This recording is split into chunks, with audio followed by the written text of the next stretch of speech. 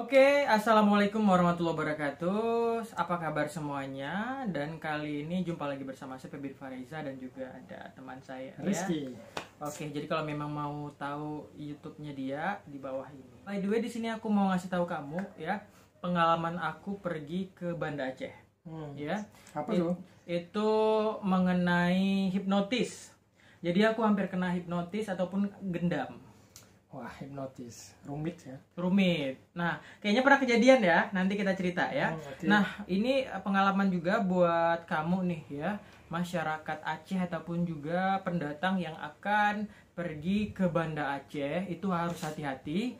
Kenapa? Karena ada modus yang namanya hipnotis. Nah, gimana ceritanya? Nah, ini ceritanya aku ke Banda Aceh itu naik bus ya, sampai di Masjid Raya itu. Mandi dulu di Masjid Raya, terus makan di depan ataupun di samping Masjid Raya ya ada orang jualan. Nah, itu udah bugar, udah sehat. Terus kemudian sekitar jam 8 sampai jam 9 itu aku pergi menuju halte Trans. Nah, kalau di Jakarta namanya Transjakarta. Kalau di Banda Aceh namanya Trans Kutaraja. Trans Kutaraja. Itu adalah bisa dibilang gratis, kalau naik bus itu gratis dan ada rute-rutenya gitu. Nah, aku kepingin karena udah dari dulu asal ke Banda Aceh nggak pernah naik yang namanya Trans Kutaraja. Jadi karena entah kenapa pada hari itu nggak salah saya itu tanggal 3 Maret ya, 3 atau 4 Maret 2020 itu aku kepingin naik yang namanya Trans Kutaraja. Itu dekat dengan Masjid Raya. Jadi Masjid Rayanya di sini, di sampingnya itu ada apa namanya? Halte menunggu itu pas di depan ataupun di samping Masjid Raya. Jadi di situ ini ya, Bank Mandiri itu ya. Iya, jadi kamu harus hati-hati. Jadi ketika aku nyampe ke situ kan bawa tas gede. Jadi setelah itu ada ibu-ibu itu modusnya adalah dia mengeluarkan secari kertas, itu ada nomor handphonenya itu langsung dia bilang sama aku ya, dia bilang kayak gini, "Nak, tolong telepon anak ibu, Nak," kayak gitu ya. Langsung saja, entah kenapa karena memang aku itu pada dasarnya orang baik ya, nggak ada niat yang jahat-jahat. Terus langsung, "Oh, berapa Bu nomor handphonenya?" Langsung dimasukin, tek udah dimasukin. Terus aku loudspeaker, aku kasih sama dia. Langsung aku dengar dari situ ya. "Nak, jemput mama." "Iya, bentar lagi nih dijemput," kata ibu itu ya. Tek, langsung dimatiin. Terus handphonenya dikasih. Terus ibu tuh bilang kayak gini katanya, "Iya, saya dijemput sama anak saya naik mobil," katanya kayak gitu. Itu bisa dibilang modus ya. Kan kenapa aku bilang itu bahwasanya itu adalah hipnotis gendam. Nah, nanti ceritanya. Jadi oke, ibu itu katanya menunggu anaknya dan dijemput dengan mobil. Dan dia berada di halte. Oke, fine gitu ya. Terus nggak lama kemudian, aku kan di samping ibu tuh duduk tuh. Ada tempat duduknya, dia duduk kayak gini rame-rame. Dengan ada pengunjung yang lain juga. Itu nggak salah sekitar jam 9, jam 10 pagi. Terus kemudian setelah itu dia ajak duduk di samping. Ya, katanya, "Yaudah Nak, duduk aja di samping ibu." Langsung aku jawab, "Enggak Bu, saya udah capek duduk, saya berdiri aja." Nah, ibu itu langsung dia bercerita, dia ramah sekali, dan nanya, "Adek tinggal di mana, terus sekolah di mana ataupun kuliah di mana?" Dia bilang itu normal untuk orang-orang. Memang normal sekali memang, cuman dia tanya itu dia mencoba untuk ramahnya luar biasa ramah. Dah, tiba-tiba aja terlihat sangat aneh sekali. Dan tiba-tiba saja kan ada energi langsung saja energi aku itu rasanya seperti kayak terhisap dan entah kenapa langsung ngerasa down di situ, dan aku ngerasa stres dan ngerasa kayaknya ini alam bawah sadar aku digunakan nih di trance gitu ya. Jadi kenapa aku bisa tahu? Karena aku kan pernah belajar yang namanya ada hipnotis juga, aku pernah belajar. Terus alam bawah sadar juga aku belajar juga. Dan pada saat itu aku ngerasa bahwasanya aku kok tiba-tiba ini energi aku kayaknya dihisap dan ngerasa lemas sekali dan ngerasa ngantuk, dan aku ngerasa kayak stres linglung gitu. Dan sepertinya apa yang ibu itu ngomong itu kayak berdengung, kayak langsung masuk. Kayaknya awalnya aku nggak pedulin ibu itu, karena ibu tuh ngomong aja dia kan, "Nak, begini begitu kalau anak mau kalau mau dapat tempat kos, tempat ibu aja. Jadinya panjang lebar. Aku pada waktu itu karena nggak peduli ya. Oh iya bu, sambil ngelihat kiri kanan males. Tapi entah kenapa otomatis omongan dia itu seperti kayak masuk ke dalam telinga gitu. Dan tiba-tiba aja aku kok kayak linglung berat gitu kan. Terus ngeliat ke samping, ada pemuda rambutnya gondrong, pakai baju biru dan sedang komat kamit ngelihat aku gitu. Itu kayak gendam ya. Aku ngerasa itu gendam. Karena aku pernah sekali menjumpai kasus-kasus seperti itu, kawan ya. Jadi ketika dia baca seperti itu, dia komat kamit, langsung aku dalam pikiran, oh ini sepertinya aku kena hipnotis. Nah awalnya bukan si ibu itu, aku pikir si laki tersebut, ya kan. Langsung aku ngerasa linglung di situ. Posisinya aku lemas, dibuat ngantuk. Ibu itu langsung nyerocos terus. Aku bilang iya aku udah nggak sanggup lagi. Tiba-tiba aku gemetar, aku seperti mau kemasukan. Kenapa aku bisa bilang kayak gitu? Karena aku udah pernah ngalamin gitu. Jadi langsung menyimpulkan itu. Jadi menyimpulkan bahwasanya ini aku kayaknya nih kena alam bawah sadar aku digunakan ya. Aku dihipnotis. Awalnya sama si lelaki tersebut. Dia sambil ngelihat aku sambil kayak komat kamit. Udah, langsung dengan gemetar aku pindah ke sebelahnya. Aku bilang karena ibu tuh masih ngomong tuh. Dia ngomong, nah begini begitu panjang lebar. Aku udah nggak sanggup lagi. Aku jalan ke samping. Aku mau hubungi Grab. Ya kan, mau pakai Grab aja lah karena aku udah nggak sanggup lagi. Tapi entah kenapa tangan aku nggak sanggup dan aku nggak mampu gitu. Aku mau di situ ngerasa kayak aku mau teriak. Karena kalau orang-orang mau kemasukan kan itu dia linglung, udah lemas tapi kepingin ribut. Ya kan, ngantuk. Dan setelah itu tiba-tiba aja ibu itu yang jauh, bus datang, Transkutaraja. Nah itu busnya udah datang katanya. Dia dari jauh di situ dia bilang ke aku, ya udah. Dengan gemetar aku kan langsung masuk. Di situ ada tukang jaganya, kondekturnya, silakan masuk. Dan aku masuk, duduk. Aku kira si pemuda tersebut nggak bakalan masuk, ya kan. Jadi setelah aku duduk nih, kan ada kiri kanan tuh, aku duduk kayak gini, masuk, kok aku semakin tambah linglung, semakin stres. Jadi semakin stres tuh. Jadi ngerasa kayak bahwasanya kayaknya ini kayak bukan aku lagi nih. Terus aku lihat muka-muka pengunjungnya, ini aku nggak ya? Aku ngerasa kayak pernah nggak ngalamin kayak kita capek kali dibuat kita mau ngantuk. Terus juga seperti kita kayak mau pitam dan kayak udah mau gelap gitu. Dan sampai keluar keringat kan. Jadi aku ngerasa harusnya aku udah bagus kembali. Kenapa? Karena anak pemuda itu kan udah gak ada lagi. Aku udah masuk. Dan ternyata ketika aku lihat ke kiri, ibu itu masuk ke dalam. Ke dalam mana? Ke dalam bus itu duduk. Bukannya nunggu anaknya ya? Bukan nunggu anaknya yang katanya dijemput sama bus. Udah ditelepon ya? Kata kan udah ditelepon nih pakai nomor HP aku, dan aku sendiri dengar. Katanya dijemput pakai mobil. Tapi pada saat itu dia masuk ke dalam sambil ngelihat aku kayak gini. Aku lagi stres tuh kayak gini, dia tengok aku. Mungkin kan dia membayangkan aku dengan sugesti kata-kata. Kenapa? Karena dia sudah bermain di dalam alam bawah sadar. Kenapa? Karena kan dia katakan, "Nah, ada bisa pinjam handphone." Dan pada waktu itu aku mengiyakan, dan otomatis aku membuka yang namanya alam bawah sadar. Dan pada saat itu kalau dalam bahasa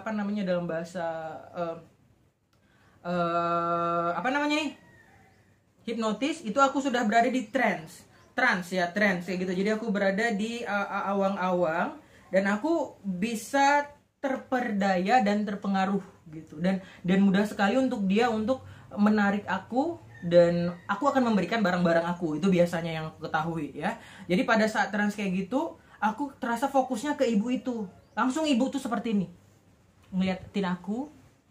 Dia kan membayangi aku tuh dengan sekalian dengan memberikan sugesti-sugesti ya. Kenapa? Karena aku sudah berada di bawah pengaruh dia. Pas aku ngeliatin ibu itu, langsung ibu tuh kayak gini, ramah sekali. Langsung aku pikir, la ilaha illallah, ternyata ibu itu adalah komplotan si anak tersebut. Dan aku lihat ke samping lagi, ternyata anak tersebut lagi ngeliatin aku juga. Dengan komat kamit, dengan tatapannya beda, sambil dia agak seperti membaca komat kamit sedikit. Pas aku liatin, dia lihat aku, terus dia pindah kayak gitu. Terus aku ngeliatin ibu tuh lagi ngeliatin aku juga. Hmm. Terus aku lihat dia pura-pura nggak lihat. Aku lihat anak itu kayak gitu juga. Jadi pada saat itu mereka mencoba kasih sugesti masuk. Mereka sudah ini ya, mungkin kan beda yang namanya hipnotis sama gendam. Kalau hipnotis itu mungkin dia menggunakan alam bawah sadar. Kalau gendam itu menggunakan ilmu gaib untuk melakukan melakukan hipnotis gitu dengan menggunakan kekuatan-kekuatan gaib gitu ya. Dan aku ngerasa di situ, insya Allah aku juga paham ya. Dan akhirnya kedua orang nih, dan aku tahu ternyata ketika kulihat kayak gitu di dalam bus, muka mereka mirip. Kok yakin mirip? Yakin mirip. Kenapa? Karena yang pertama mereka bukan orang Aceh. Mereka bukan orang Aceh, dan kita sebagai orang Aceh tinggal di Aceh tahu ya mana yang bukan orang Aceh. Itu pertama dari fisiknya, physically. Yang kedua adalah cara berbicaranya. Kita tahu orang Aceh, cara bicara orang Aceh kayak gimana. Iya ya. Nah itu, jadi pas di situ. Jadi di situ aku mau teriak nggak bisa, aku ngerasa linglung sekali gitu ya. Langsung aku baca. Pada awalnya aku udah baca nih, waktu ketika aku tahu bahwasanya di atas itu waktu di halte kena kena gendam, langsung aku membaca 3 kul. Kul wallahu ahad, kul a'udzu birabbin nas, kul a'udzu birabbin falak ya, 3 ayat itu. Nah, setelah aku masuk, aku baca ayat tersebut, malah aku semakin kayak merasa aku terganggu gitu, makin dibuat stres. Kemudian aku semakin ngantuk, dibuat sampai aku nggak bisa bergerak. Dan akhirnya pada saat titik aku tidak lagi bisa membaca 3 kul, alias lupa ayat tersebut. Kul a'udzu birabbin nas aku lupa, kul a'udzu birabbil falaq aku lupa. Aku mau minta tolong kepada orang-orang sekitar tapi nggak mampu. Itu udah itu kayaknya kan kayak sangat mengerikan, keluar keringat juga. Dan akhirnya di situ ketika aku sudah bergetar gitu kan, ngantuknya luar biasa, lemasnya luar biasa, akhirnya aku ingat ya. Aku ambil handphone. Di dalam handphone itu ada ayat ruqyah. Nah, dan juga ada ayat kursi yang sudah aku download. Akhirnya aku colokin, aku dengarkan ayat ruqyah tersebut sama ayat kursi. Setelah aku ikutin, aku baca, agak sedikit besar ya, dan aku nggak peduli dengan pengunjung agak sedikit heran kenapa dia baca gitu kan. Nah, tapi ketika aku lihat si anak tersebut buang muka. Aku lihat ibu tuh buang muka, tapi ketika aku nggak ngeliat, mereka ngeliatin gitu kan. Itu udah otomatis mereka sengaja ngontrolin aku biar aku terpengaruh dalam pengawasan mereka, dan akhirnya aku dibawa sama mereka dan untuk diambil barang-barang aku gitu ya. Dan entah kenapa, alhamdulillah ya Allah masih memberikan aku kesempatan untuk tidak kehilangan uang, laptop, notebook, HP gitu ya, dan beberapa uang nggak banyak. Akhirnya aku baca itu, dan ngerasa lama sekali, dan aku masih ngerasa loyo juga. Di pemberhentian selanjutnya kan ke Kutaraja, aku ke daerah Darussalam. Ya, Darussalam. Sebelum sampai Darussalam, ternyata pemberhentian di halte, si laki tersebut seperti memberikan kode kepada ibu itu sambil tertawa, dia senyum. Dan akhirnya aku ngerasa alhamdulillah mereka turun ya Allah, terima kasih ya Allah. Dan ketika aku lihat laki-laki tersebut ya, dia liatin aku dan dia tersenyum. Aku nggak tahu maksudnya apa, dia tersenyum. Aku hanya liatin gini aja. Setelah dia keluar, si ibu itu nggak keluar ternyata. Tahu kenapa? Kenapa? Biar nggak kelihatan. Nah, jadi di haltenya nggak terlalu jauh nih, dia berhenti dari halte 1 ke halte selanjutnya. Dan ternyata di halte selanjutnya baru ibu itu keluar. Sambil ngeliatin aku pura-pura nggak lihat lagi, karena kali aja mungkin dari matanya dia bisa memberikan sugesti ilmu ya. Jadi aku nggak ngelihat. Terakhir pas dia keluar, pintu bus Kutaraja tertutup, itu aku langsung kayak seperti kayaknya terbuka kembali pikiran aku, dan ngerasa kayaknya stres aku mulai hilang, linglung aku mulai lenyap pelan-pelan memang. Tapi yang namanya lemas itu masih tetap lemas ya, sampai siang itu masih lemas. Cuman ketika mereka udah keluar itu terasa aura aku baru muncul kembali. Maksudnya adalah ngerasa kayaknya positif kembali. Wah, kayak gitu. Jadi itu pengalaman yang sangat amat mengerikan ya, seumur hidup itu hampir kena gendam. Itu di bus Kutaraja Banda Aceh. Jadi mereka bermain di fasilitas umum yang gratis, dan mereka sepertinya memfokuskan orang-orang yang berada dari luar daerah. Maksudnya misalkan nggak dari Banda Aceh, misalkan dari dari Langsa, dari Biren, yang memang bukan orang-orang dari Banda Aceh. Padahal mereka juga bukan orang Aceh gitu ya. Jadi modus mereka luar biasa. Jadi itu pengalaman yang sangat kayaknya insya Allah selanjutnya ketika ada orang baru yang minta pertolongan kayaknya nggak ada. Lebih bagusnya ya, meskipun terkadang ya kita nggak tahu lagi mana bener-bener mereka yang minta tolong sama yang modus kayak gitu ya. Jadi alangkah lebih baiknya kalau kamu berpergian sendiri seorang diri, ketika ada orang tanya-tanya jangan dipedulikan, jangan diopen. Jadi kalau dicap sombong gimana? Dicap sombong ya biarin aja, emang teman. Enggak. Kan orang luar gitu. Kalau misalkan ditanya, kamu sombong banget, siapa lu? Gitu. Ya udah pergi aja, ataupun pakai headset. Jangan sampai kita mengatakan, iya, ada apa Pak? Ada apa Ibu? Otomatis kita kan mengiyakan dia, dan kita langsung memberikan ruang alam bawah sadar kita untuk aduk-aduk sama mereka. Kenapa? Karena mereka, apalagi mereka punya ilmu. Sambil gini aja, hey, kita langsung terpengaruh ya. kita terpengaruh. Kamu tahu, minta uang kamu dengan cara dia, nada dia bisa bermain di alam pikiran kita, di alam bawah sadar kita. Itu yang namanya apa? Saya lupa namanya apa. Penting seperti itulah. Jadi berhati-hati. Nah, kayaknya kamu udah pernah kena juga ya dihipnotis ya. Ya, tapi nggak tahu itu hipnotis apa tidak sih. Ceritanya kayak gimana? Itu sekitar tahun 2007. 2007 perjalanan pulang mudik dari Pekanbaru ya. ke Pangkalan Berendang. Ya. Waktu itu harta yang paling berharga itu handphone ya. Handphone. Itu harganya beli 2 jutaan. Iya. Itu HP 6.600. Itu di kayak gini ya, HP-nya. Itu di Medan ya? Iya, jadi perjalanan itu campur orang-orang perantauan semua, dan yang terdengar ada seseorang, ya kita bilang suku dari Sumatera Utara. Iya. Lalu berikutnya adalah makan malam. Saat itu makan malam, ada orang yang menyapa saya dan saya jawab. Ramah ya kan? Dia ramah Kalau nggak sekali salah ya. saya, dia menyentuh saya, Aha.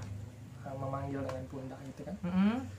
Cuman entah kenapa habis makan baru duduk belum lama ya, itu ngantuknya kayak seperti matanya ada batu yang berat sekali. Sama kayak saya, kena Ya, gendam. tapi itu kan nggak tahu apakah hipnotis apa tidak waktu itu. Iya. Tapi setelah saya jalanin kehidupan terus berlanjut mempelajari, kayaknya itu hipnotis. Karena saat baru berjalan tiba-tiba dia diajak ngomong panjang lebar gitu ya. Dia cuma ramah ya? nyapa aja sebentar. Habis Sudah duduk di belakang lagi. Itu naik bus mudik. Lalu setelah ngantuk berat itu kondisi saya nggak sanggup melek, mau duduk aja nggak bisa. Lalu ada seseorang menghampiri saya, mengambil HP yang ada di kantong. Oh, berarti dia langsung merogoh kantong gitu ya, ambil handphone. Saya macam menikmati di rogoh itu, artinya tidak merasa kok ada yang ini. Tak apa, alam bawah sadar mengatakan terus tidur. Biarin aja gitu ya. Lalu setelah dia turun, rupanya setelah dia ngambil api dia turun. Dan saya sadar setelah dia turun baru kesadaran terbuka. Saya tengok ada orang keluar, turun, dan saat dia keluar baru sadar HP itu hilang ya. Lapor sama kondektur, sama supir udah jauh sekali. Dan nggak mungkin saya jumpa orang lagi. Dan saya pikir itu hipnotis. Iya, kenapa? Karena kita tahu hipnotis atau enggaknya. Yang pertama kita dibuat ngantuk, ngerasa ngantuk sekali. Terus kita linglung dan stres. Kalau saya ngerasa seperti saya mau kemasukan, karena seperti kayak saya paham, saya tahu misalkan saya berada di tempat yang agak sedikit angker gitu. Itu saya tahu, saya ngerasa tuh. Kenapa? Karena memang alhamdulillah saya punya perasaan yang seperti itu. Dan akhirnya ketika saya kena energi negatif ketika berbicara sama orang, itu saya langsung ngerasa, saya langsung baca doa. Terus makanya di HP saya itu ada yang namanya ruqyah sama sama ayat kursi, dan insya Allah setelah saya melakukan hal tersebut, bilang tidak sampai terjadi ya kerugian. Jadi seperti itu. Jadi insya Allah ya, buatnya kamu nih, kalau misalkan kamu ngalamin nih tiba-tiba ketika kamu ngomong sama orang asing gitu, dan tiba-tiba aja kamu ngerasa ngantuk dan kamu nggak tahu ngapain aja, itu kamu bisa dalam tekad dalam hati kamu baca ayat, dan kalau kamu memang ada HP pakai headset, ataupun bisa kamu berpikir bahwasanya saya buang dalam pikiran kamu ya, saya buang hipnotis ini yang orang berikan kepada saya, itu langsung kamu bayangkan kamu buang ke bumi seperti itu, bayangkan aja, dan otomatis itu nggak berefek ke kamu, karena mereka itu sambil melihat kita, mereka membayangkan, misalnya segini dengan doa kan, misalnya saya lihat di kamu nih, saya bayangkan, saya lihat muka kamu dan saya bilang gini, tidur kamu harus tidur. Jangan tidur ya. Tidur kamu tidur dalam kekuasaan saya, tidur dan ikuti perintah saya. Seperti itu. Jadi dia itu bisa ngikut. Kenapa? Karena dia sudah frekuensinya, saya ini udah masuk ke dalam frekuensinya dia gitu. Dan saya bisa aduk-aduk gitu alam bawah sadar. Nah, apakah itu magic? Yang pertama ada magic. Yang kedua, kalau memang dari sisi ilmiah ada juga memang bisa seperti itu, dan memang ada. Jadi itu aja pengalaman. Jadi buatnya kamu harus hati-hati ya, jangan sampai kena hipnotis di tempat orang. Oke, itu saja. Remember that. So thank you for watching.